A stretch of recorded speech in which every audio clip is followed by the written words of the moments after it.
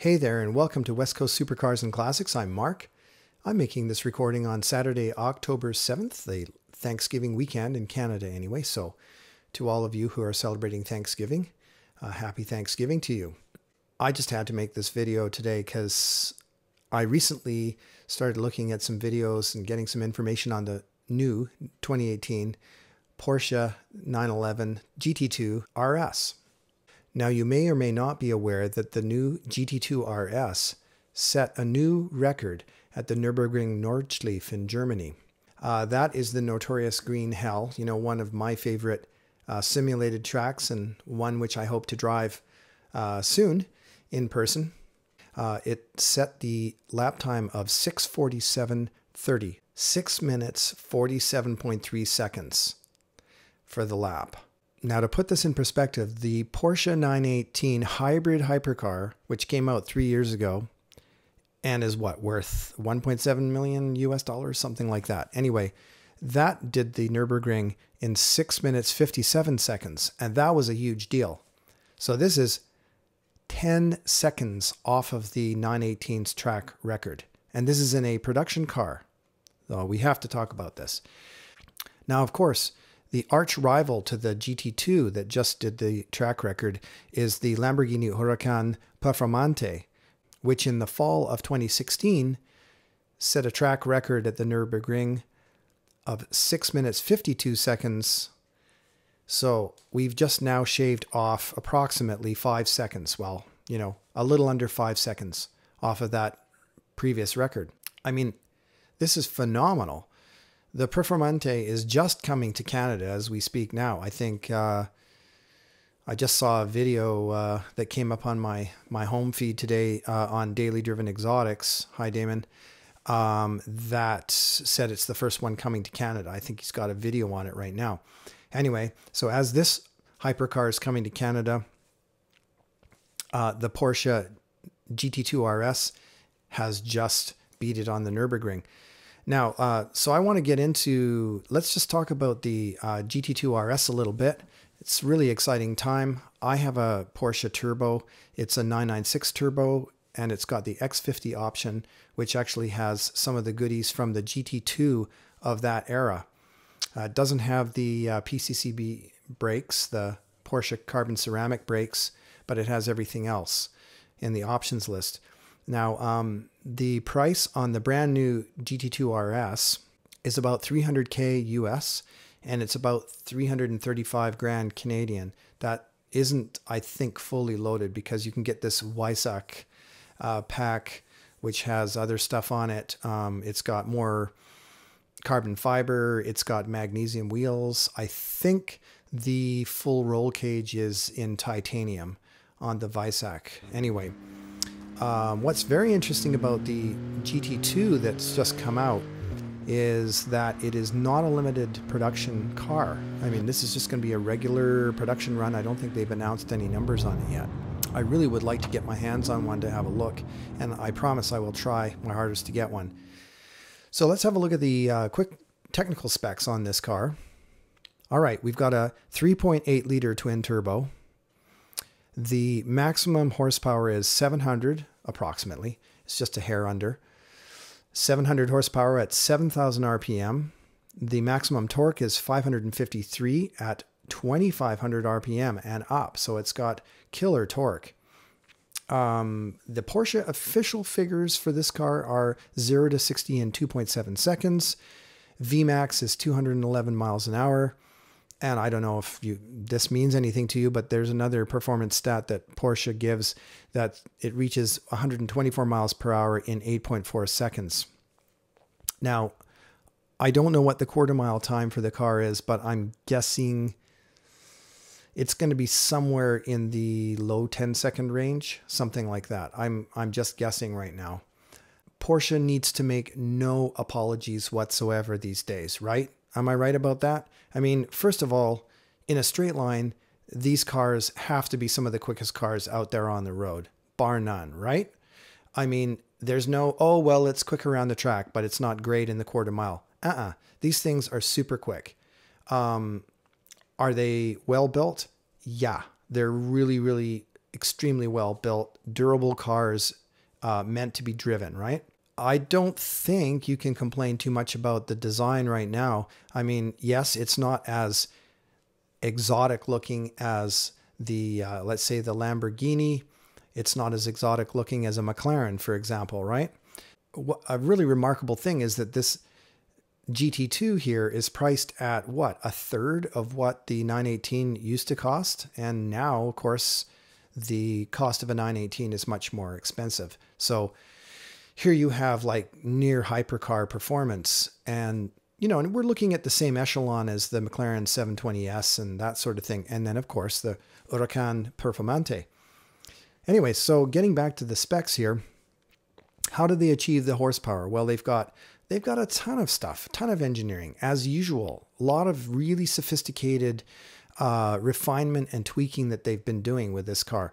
So they've got the variable turbine geometry in their turbochargers. And so you get the performance of both a small turbo and a large turbo. You get the quick spool up, the lack of turbo lag, and then you get the higher output from a larger turbocharger. So you get that maximum horsepower, right? And torque.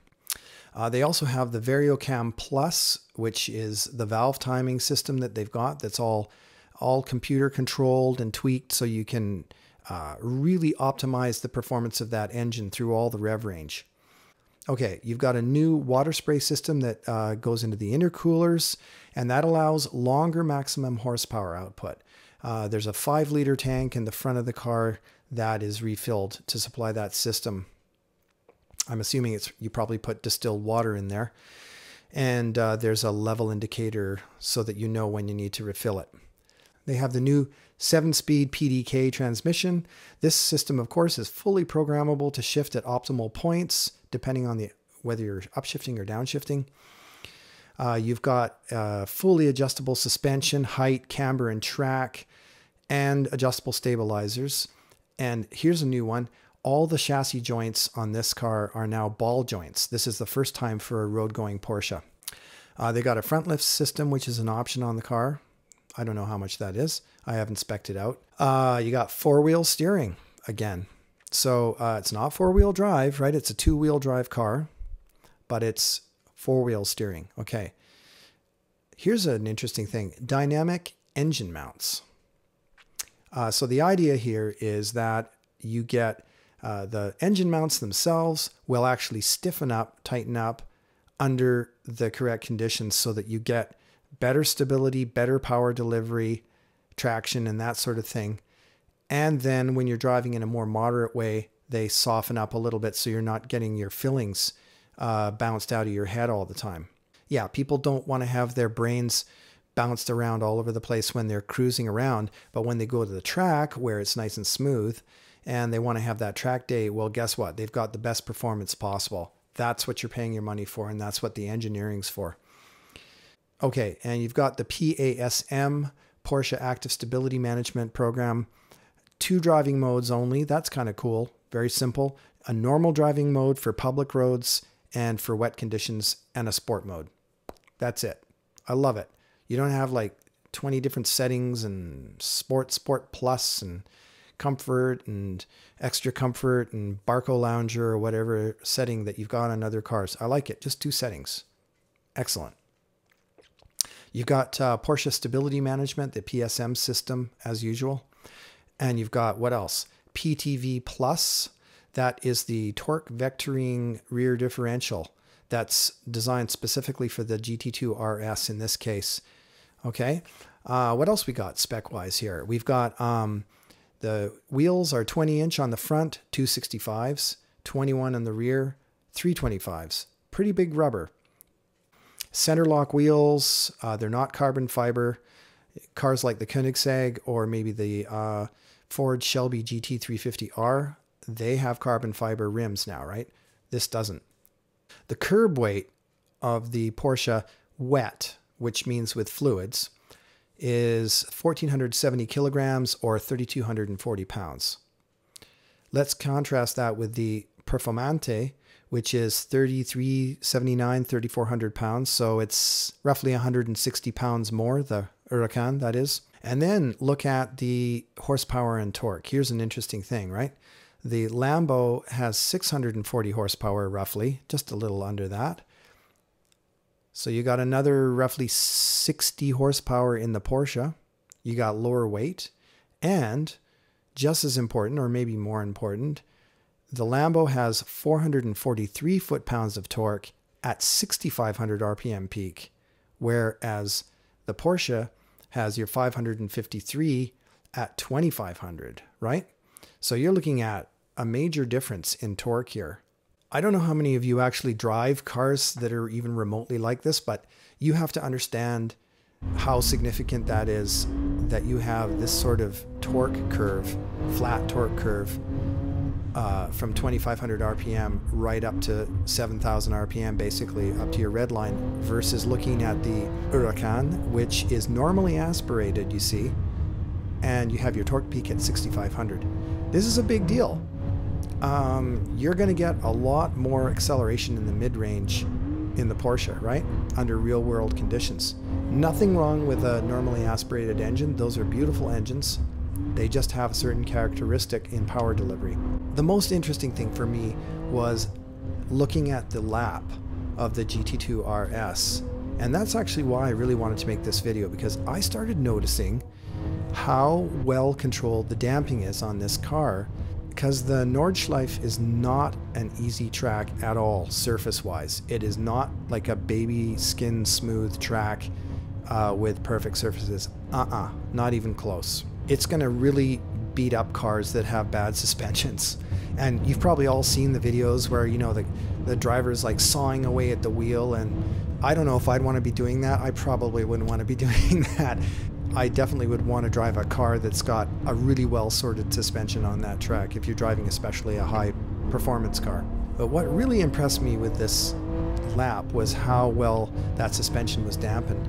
And so what I did is I got a video of the GT2 RS going down the Nordschleife and setting the record.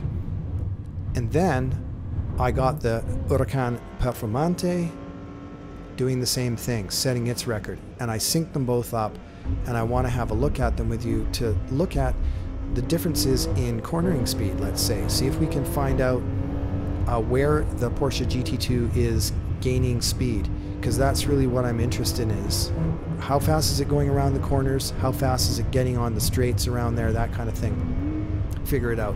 And I found some really interesting things when I did this, actually. Surprising, as I'll get into. All right, so let's have a look at those famous record-breaking laps and see what we get, all right? Okay, what I'm going to start with is the section Quittelbach. You come up at a high speed, and then at the top of the hill, you make this sweeping right. So we'll just check this out right now. We'll have a look at the speeds. Maximum speed here for the Huracan was 242 kilometers an hour. And then we're going to go to the GT2. We're at 255, 27, 258 was the fastest. All right, so you can see the differential in speed there. GT2 was quite a bit faster. Now coming into the corner, what's our lowest speed through the corner? 187, 186 for the Huracan. Now let's have a look at the GT2. We're approaching at like 197, 196. Yeah, 196 there. Whereas you're looking at 187 for the Huracan. So that's 10 kilometers an hour slower in that section. Okay, next section we're going to go to. Okay, the next section I want to look at is Schwedenkreuz. And that's a nasty high-speed section. I've driven this on simulator a lot, right? And this is one of my favorite spots to go wide, to understeer right off the track and go into the guardrails, right? Driving like a complete madman when you're driving simulators, right? But anyway, so let's have a look here. First, we're gonna do the max approach speed of the Huracan. Maximum speed on approach before Schwedenkreuz was 280. Let's look at the minimum speed anyways that happened on the Huracan, okay? Looks like about 202 kilometers per hour, right? And then once you get around, it straightens out, so we start accelerating again. Now let's look at the GT2 RS coming into the same corner. First of all, let's see what our max speed was. 293, 301, 301 kilometers an hour. So we are 20 clicks per hour faster on that section. Now, through the actual turn itself, remember the minimum speed was 202 kilometers on the Performante. And let's have a look at the 911. Oh, we've already surpassed that. Looks like something like 218, 217. So you're 15 kilometers an hour faster through the actual turn. This is a fun one. Arenberg. This is a really neat corner because you come down and it's the tightest corner on the track after that high speed section that you've just gone through, right? Then we're approaching Arenberg here. We're down to 150, 147, 140, 139. Okay, so 101 kilometers an hour. Now let's look at the Porsche through the same section. And we come down, 234, and what's our minimum? Looks the same, eh? Oh, we're under 90, we're under 100 kilometers an hour. We're at 97 is the lowest speed. So this driver took a slightly slower speed around Arenberg. Cool. Let's look at some more sections of track. Okay, let's look at the next section. This is a really neat corner. It's called Kallenhardt. And what I'm going to look for is the maximum speed before the hard right here, because there's a little acceleration zone, and I want to see where we end up. There we go. We're going up the hill. There's the Performante. 173 for the Performante. And then going into that hard right, we're down to 96. Now let's look at the GT2. 175, 6, 180. Oh, we're up. Max there, what looks like it was 190 kilometers an hour. And what's our minimum here? Minimum looks to be 99 kilometers an hour. So you can see the GT2 is accelerating really, really hard off the corners. Quite a bit harder than the Performante. All right, we see several kilometers an hour difference. Let's have a look at a couple more sections. And yeah, the section I want to look at next is the Flansgarten section. These are really high-speed sections. Like, these are butt-clenching sections here because you cannot afford to screw up on these sections. Coming down the hill here. Okay. 205. Coming to this section. And then we're briefly down to about 200. Then we're back up. And we're at the next... Coming into the next corner, we're touching 249 there. And then we're back down. What's our minimum speed there on this right? 168. Steady state. And this is before the left. 168. Okay. Now let's have a look at the 911. There we are.